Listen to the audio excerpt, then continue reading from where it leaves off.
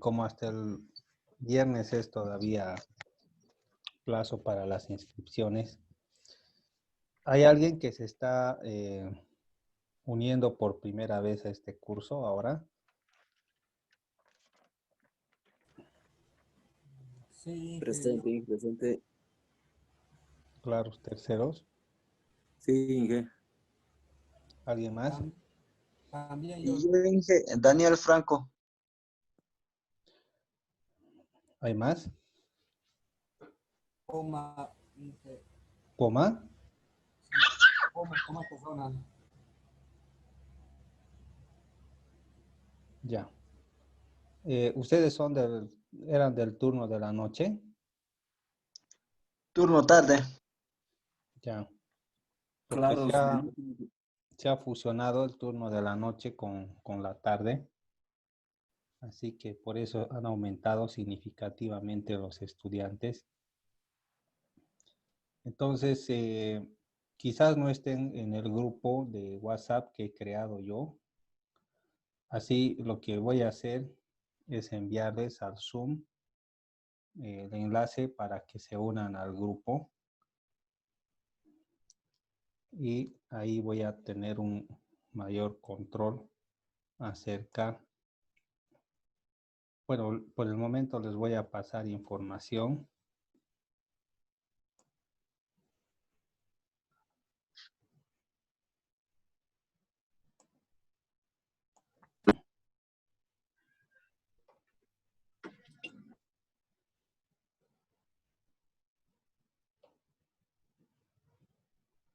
Bien, ya les he pasado al Zoom el, eh, el enlace del grupo de WhatsApp. Así que los que no se hayan suscrito pueden hacerlo ahora. Y cuando lo hagan, escriban el nombre paterno, materno y sus nombres, ¿no? Apellido paterno, materno y sus nombres en el grupo. Así los voy a entrar en la lista que estoy elaborando.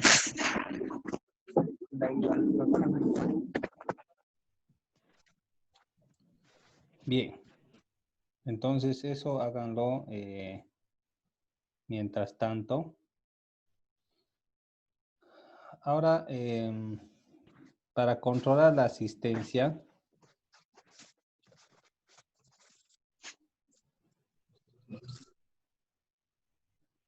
todos van a escribir aquí en la parte de mensajes del Zoom, presente, ¿ya?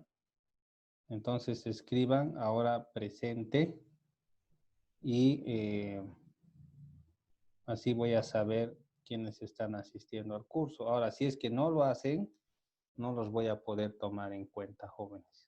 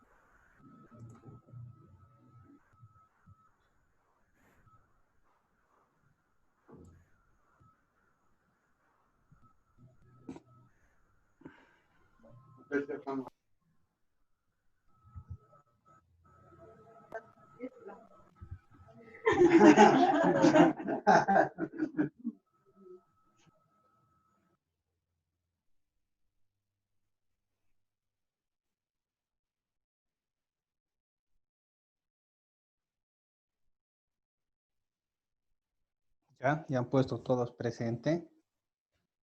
Parece que todavía faltan algunos. Ya.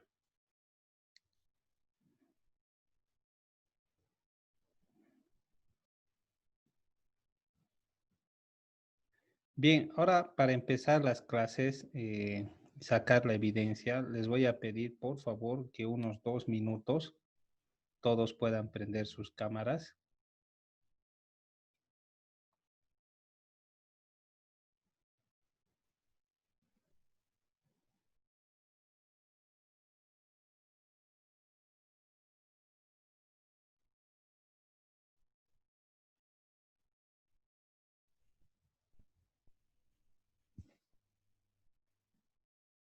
Gustavo, Nelson, Presente, Inge.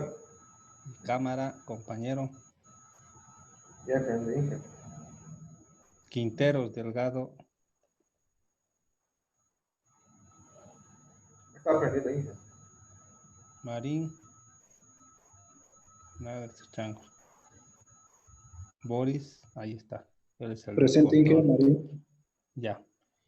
Bien, jóvenes, es necesario que todos estén en el ambiente adecuado de trabajo para poder seguir con la materia de hormigón armado, ¿sí?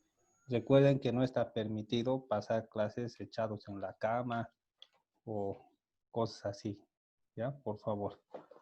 Bien, vamos a continuar con la clase y pueden apagar su cámara si es que lo desean y vamos a empezar en donde habíamos quedado. A ver, permítanme compartir la pantalla.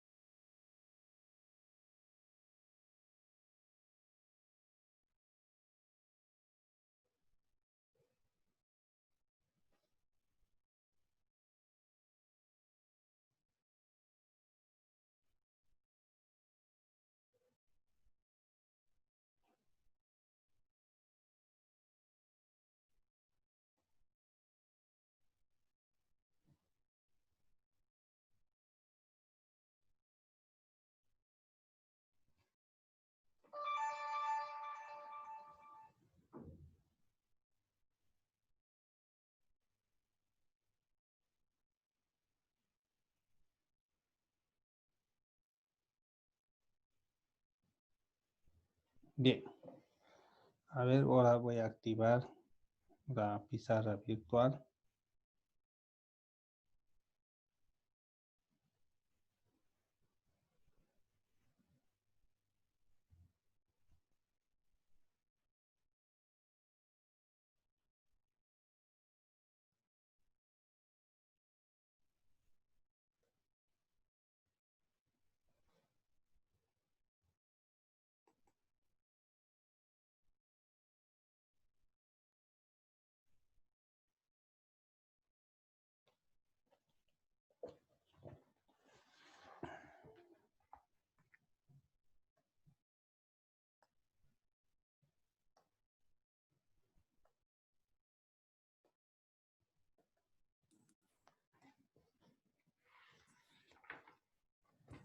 Bien.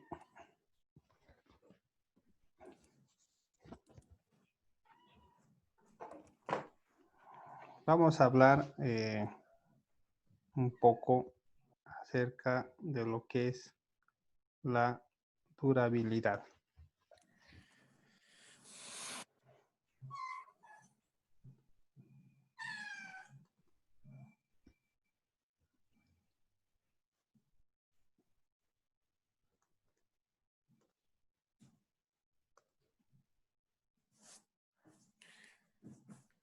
Vamos a hablar acerca de la durabilidad del hormigón armado.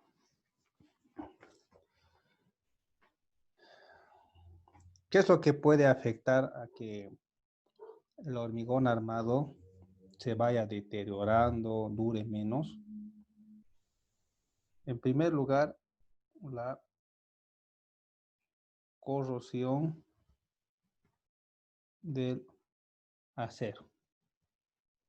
¿Qué es lo que puede corroer el acero?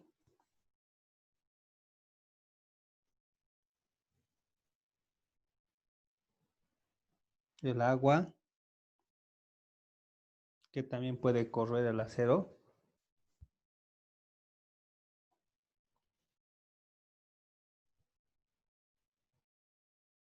El suelo y los problemas de un mal curado. Cuando se hace un mal curado, o sea, no se lo hidrata el vaciado, este se seca y se empieza a quebrar. Y eso da lugar a que ingrese humedad, también los minerales del suelo, y pueden ocasionar la corrosión del acero.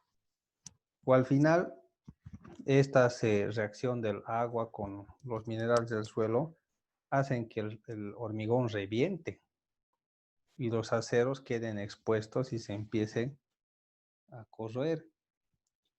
Por otra parte, el hormigón, al ser un material pétreo, tiende a meteorizarse.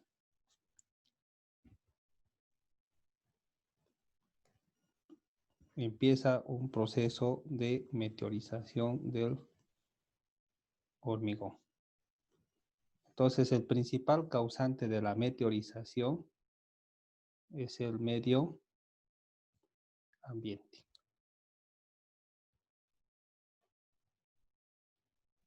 Ese es el principal causante de la meteorización.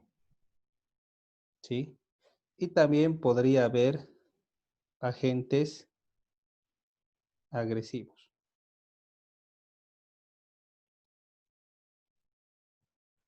Por ejemplo, podría estar sometido a ácidos. La lluvia ácida tiende a afectar un poco la integridad del hormigón. Hasta los mismos animales, ¿no? Los perros que orinan cada vez en los postes van haciendo que el hormigón reviente y corroe en todo. Así que son agentes agresivos, ¿no? Entonces, ¿cómo se podría solucionar esto? Los problemas de corrosión del acero se podrían solucionar con un recubrimiento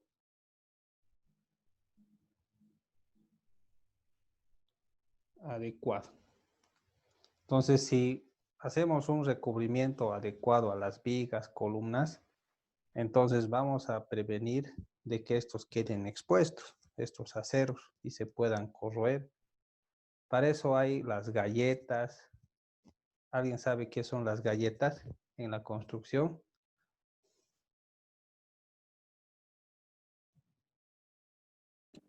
Son bloquecitos de hormigón, se podría decir, para ponerlo entre el acero y el encofrado. Muy bien, correcto, ¿no? También para poder evitar la meteorización, entonces se necesita una buena relación de AC. ¿Qué quiere decir este AC? Agua, cemento. Sí. Cuando es muy pobre la mezcla, por lo general se deteriora con rapidez. Así que una buena relación también contribuye a esto. Y algo que también influye en la durabilidad es el mantenimiento. Cuando haces un correcto mantenimiento, limpieza de la estructura, incluso lo vas repintando cada vez que se requiera, entonces contribuyes a la durabilidad. Entonces, ese es un factor importante dentro del hormigón armado, ¿no? Ahora, vayamos a otro aspecto que es importante. Se refiere al control de calidad de las obras de hormigón armado. ¿Sí? Entonces, una premisa que podríamos obtener, si queremos tener una mayor calidad en una obra, necesariamente implica un mayor control, ¿sí? Pero una menor calidad implica menor control. ¿A qué nos referimos con el control de calidad de las obras? ¿Cómo se imaginan esto? El control. ¿Dónde podría estar el control en una obra, en una construcción? En el material, En Sí, los ensayos. ya. La puesta en obra, jóvenes, del hormigón. ¿Sí? Podría llegar hormigón de gran calidad en mixer, ¿no? Imagínense, ¿no? Pero se pueden cometer varios errores en la puesta en obra. Por ejemplo, ¿cómo se puede producir la segregación del hormigón? ¿Cometiendo qué errores?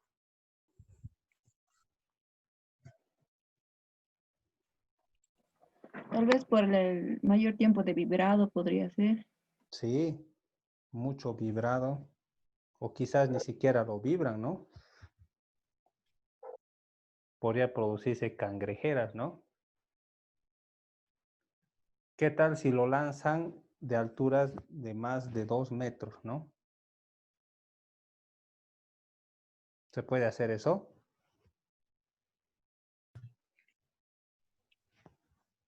No. ¿No ve? O quizás se lo añade agua innecesariamente, ¿no?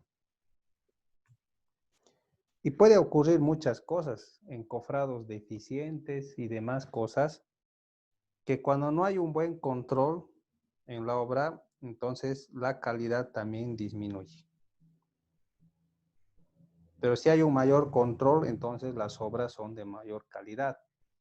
Y esto que estamos hablando ahora es muy importante en el hormigón armado, en el cálculo y en el diseño, porque hay una regla que ustedes tienen que entender, que lo real nunca es igual a lo proyectado. ¿Qué quiere decir? Que si yo me imagino un cálculo, hago un cálculo, determino dimensiones, cantidades y demás, eso está en papel. Pero cuando se lo lleva a la práctica o se materializa ese cálculo, ¿se hace acaso idénticamente como yo lo he hecho? No. Puede que se equivoque en la dosificación, puede que los fierros se muevan, puede que le coloquen menos fierros o hagan un mal trabajo de armado. Entonces, al final, lo que se ha construido, lo real, no es lo que se ha proyectado, sino más bien la regla es de que lo real tendría que ser más o menos lo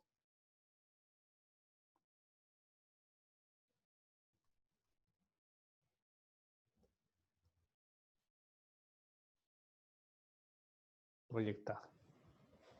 Entonces, esto es lo que pasa en la realidad y esto es lo que pasa solo en nuestra imaginación. No es lo proyectado, sino que es más o menos lo que estamos proyectando. Porque puede que se hagan elementos de distinto tamaño. ¿sí? Puede que si la columna o la columna era de 30 por 30, tal vez lo hacen de 28 por 29. Entonces no siempre se cumple, ¿no? Por alguna razón puede salir así. ¿Sí? Puede que existan fierros fuera de la viga o algún error, ¿no? O sencillamente el hormigón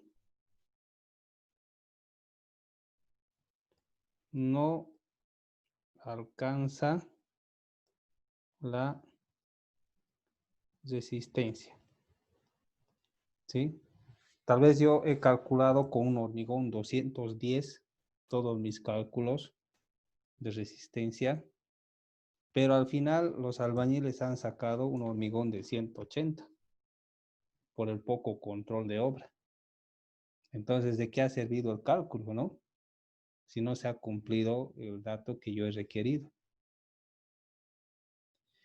Entonces, es necesario que conozca esta realidad, que lo real es similar a lo proyectado.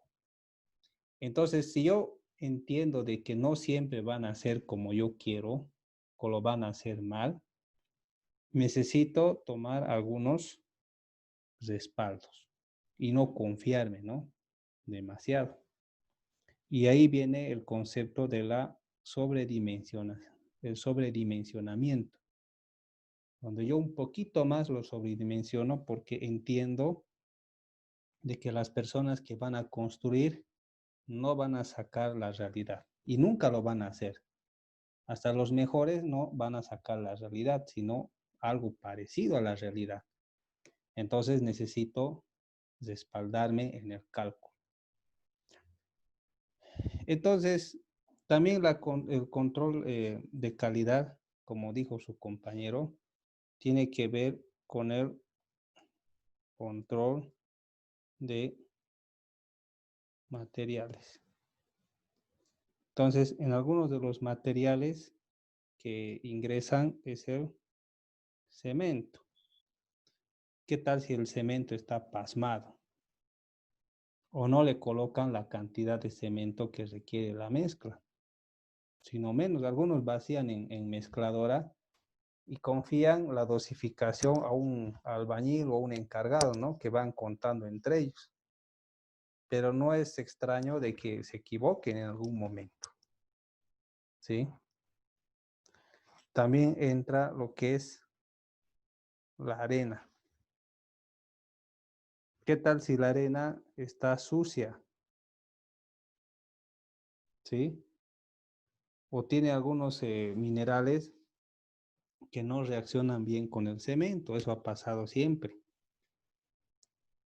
También la grava podría estar demasiado sucia con terrones de arcilla y eso podría afectar la resistencia. O el agua que tal vez es muy dura por el exceso de carbonatos o es muy alcalina, que puede tener un efecto negativo en el hormigón. O qué tal si utilizan aditivos, ¿sí? Y por otra parte hay que ver el control del acero. El acero es importante porque generalmente se utiliza un acero de 4200, ¿sí? Pero ¿qué tal si tú has calculado con 4200 y cuando el dueño de la construcción o el que ha encargado, se ha adjudicado este trabajo, va a la ferretería y le dice el de la ferretería, hermanito, he conseguido acero peruano de 5000, ¿no? Más barato, ¿no?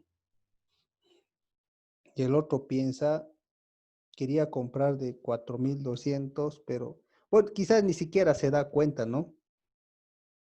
Y compra el peruano de 5000, ¿no? que es distinto. Entonces, tú has diseñado para una ductilidad tus elementos estructurales de 4200 de acero, pero ha entrado otro acero, uno de 5000, que aparentemente, según el propietario, es mejor, ¿no? Es más duro. Pero ese cambio te afecta la ductilidad.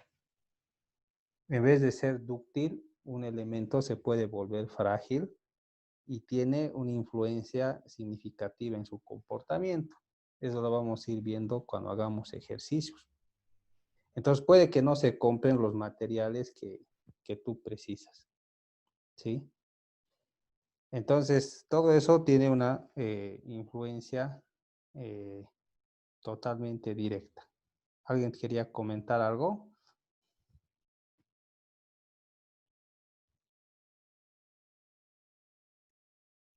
Ya. Bien. En el caso de que se corte, la regla general es volver a entrar, muchachos. ¿Sí? Al final voy a llamar la lista, así que no piensen de que asistiendo toda la clase ya está todo bien, ¿no? Bien, entonces es importante que tomemos en cuenta estos aspectos, que lo real no siempre es lo que se ha calculado.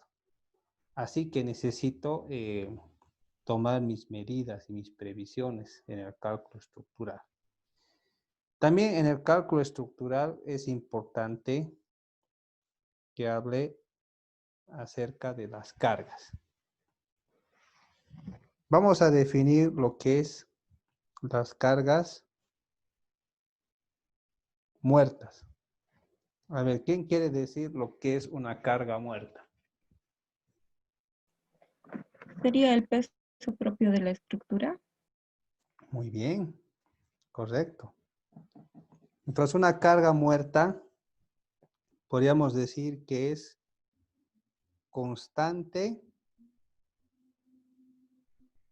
en magnitud y fija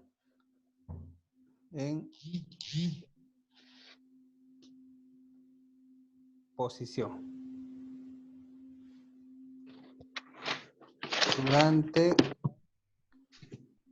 la vida de la estructura. Entonces, una carga muerta es constante en magnitud y fija en posición durante la vida de la estructura. Entonces, está ahí, ¿no? Constante, no se mueve. Ahora vayamos a lo que son las cargas vivas. A ver, ¿qué es una carga viva? ¿Alguien quiere definirlo?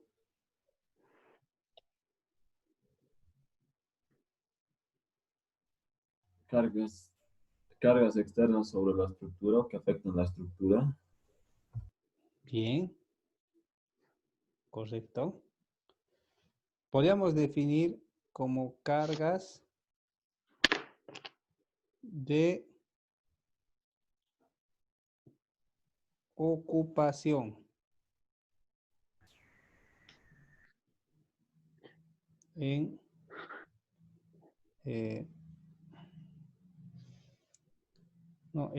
ocupación que cambian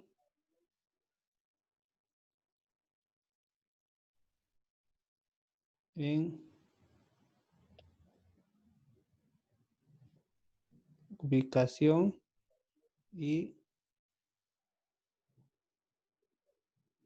magnitud. Entonces son cargas de ocupación que cambian en ubicación y magnitud. Una carga viva no está constante en un solo lugar, sino que va cambiando, tanto de posición como de magnitud. Entonces tenemos que pensar en las cargas vivas, porque puede que en un principio hagamos el cálculo estructural de un edificio de 4 pisos, que está destinado a apartamento, ¿sí? Y pequeñas tiendas en la parte de abajo. Pero ¿qué tal si el edificio es vendido y lo convierten en ambientes comerciales? Digamos como una oficina de registro, gimnasio, depósito y cosas así. ¿Serían lo mismo las cargas vivas? No, Inge, serían más pesadas. Claro. Y la estructura podría colapsar, ¿no? Entonces yo tengo que entender qué es lo que van a hacer con esa estructura y tengo que prever cosas. Para eso tengo que ver la zona, cómo es la zona, cómo es el comercio por ahí. Tengo que tratar de imaginarme lo que puede pasar con esto para poder prevenir, ¿no? Ese tipo de situaciones. Porque cuando el edificio colapse o pase a algún problema estructuralmente serio, ¿a quién van a echar la culpa en primer lugar? Al ingeniero. Al que ha Listo. calculado, ¿no? Después al constructor, ¿no? Y así. Entonces yo necesito tener cierto respaldo. ¿De acuerdo? Tengo que tomar en cuenta las cargas ambientales. Por ejemplo, hay nieve en el lugar, ¿sí? ¿Qué tal si hay viento fuerte? Tengo que tomar en cuenta las cargas sísmicas o del suelo, del agua, etcétera, etcétera, etcétera. Porque puede que esté haciendo una construcción en Arani, por decir, ¿no? Y los vientos son fuertes en Arani o en Punata, ¿sí? Pero ¿qué tal si hago una construcción en el trópico de Cochabamba? No voy a pensar tanto en viento ni en nieve, ¿no? Ni en cargas sísmicas. Tal vez sí voy a pensar en la humedad, en el agua, cosas así, ¿no? Que es lo más probable. Entonces tengo que tomar en cuenta varias cosas que pueden pasar. Hay algunos reglamentos que nos dan alguna idea de las cargas que tengo que asumir. Por ejemplo, ustedes pueden investigar en el caso de cargas vivas, ¿sí? Si estoy hablando de un departamento o una vivienda, nos sugieren utilizar una carga de 150 kilogramos metro cuadrado. Si es una oficina, nos piden o nos sugieren utilizar 250 kilogramos metro cuadrado. Si es una aula, así como la que ustedes tenían en la universidad, eso ya es mucho mayor, ¿no? Me dicen 250 kilogramos metro cuadrado. Si estoy calculando una escalera, la escalera tiene mucho más requerimiento porque, por ejemplo, en una universidad todos bajan como caballos en una escalera o si hay alguna emergencia todos van a bajar con fuerza. Así que podría ponerlo 350 kilogramos metro cuadrado. Pero si es un lugar de reunión,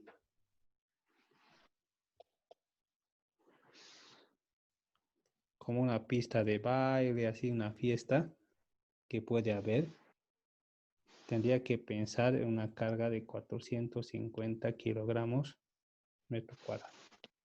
Entonces, por eso, antes de calcular, tengo que averiguar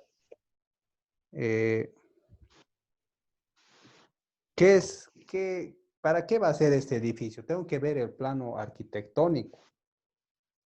¿Es vivienda? ¿Es comercio? ¿Discoteca? ¿Gimnasio? ¿Qué es esto, no? Tengo que ver el plano arquitectónico. Tengo que preguntar al dueño. ¿Qué va a hacer? ¿Qué piensa hacer con esto usted? ¿Qué va a hacer? Tengo que ver la zona. Tengo que imaginarme. Y una vez que tenga la información necesaria, recién puedo asumir cualquiera de estas cargas que corresponda a cada ambiente. Y también tengo que asumir si va a haber qué tipo de cargas ambientales van a estar actuando sobre la estructura, en el peor de los casos. Entonces, después de tener un cuadro completo de todo esto,